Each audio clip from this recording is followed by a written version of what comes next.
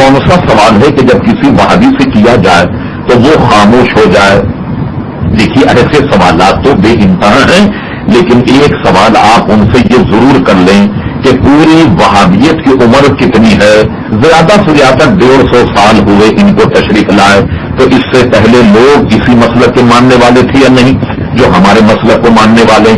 ایک سوال ان سے یہ بھی کیا جا سکتا ہے کہ تمہارے امام جو ہیں اسماعیل دہلوی، انہوں نے اپنی کتاب صراط مستقیم میں یہ لکھا کہ نماز کی حالت میں نبی کریم علیہ السلام کا اگر خیال آ جائے تو معاذ اللہ یہ خیال گدھے اور جناب بیوی سے مجامعت اور زنا کے وسوسے سے بھی برا ہے۔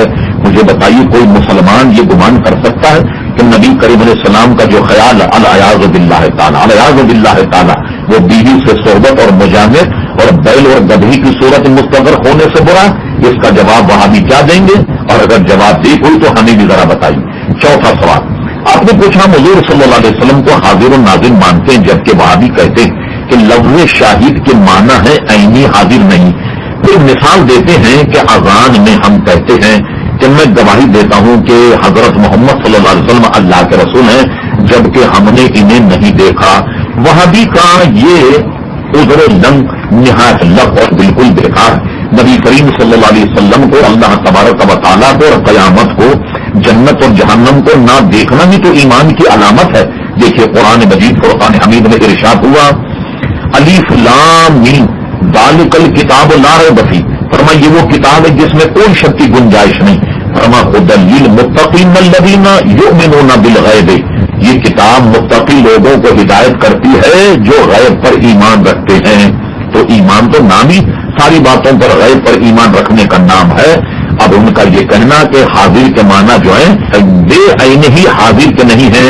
اب اس وہابی سے پوچھئے جس کا ٹکراؤ آپ سے ہوا، اس سے کہی کہ نماز جنازہ پڑھے۔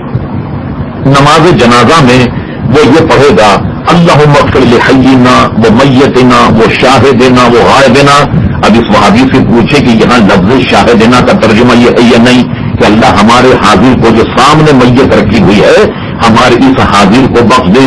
تو معلوم ہوا کہ شاہد کا ایک معنی یہ بھی ہے کہ جو جسم اور جسمانیت کے ساتھ وہاں موجود ہو۔ اور دوسری بات یہ سن لیجیے، مولوی قاسم نانوتوی صاحب نے اپنی کتاب تحذیر الناس میں لکھا النبی اولا بالمؤمنین من انفسہم، فرمایا کہ اولا بمانے اقرب آیا اور حضور صلی اللہ علیہ وسلم کو اپنی امت کے ساتھ وہ قرب حاصل ہے کہ ان کو ان کی جانوں کے ساتھ بھی نہیں ہے۔ اب پوچھے وہابی سے کہ حاضر ناظر کا معنی کیا ہوا؟ حاضر ناظر ماننے والا اگر دائرہ اسلام سے خارج ہے تو مولوی قاسم نانوتوی صاحب کے لیے آپ نے کہاں جگہ رکھی؟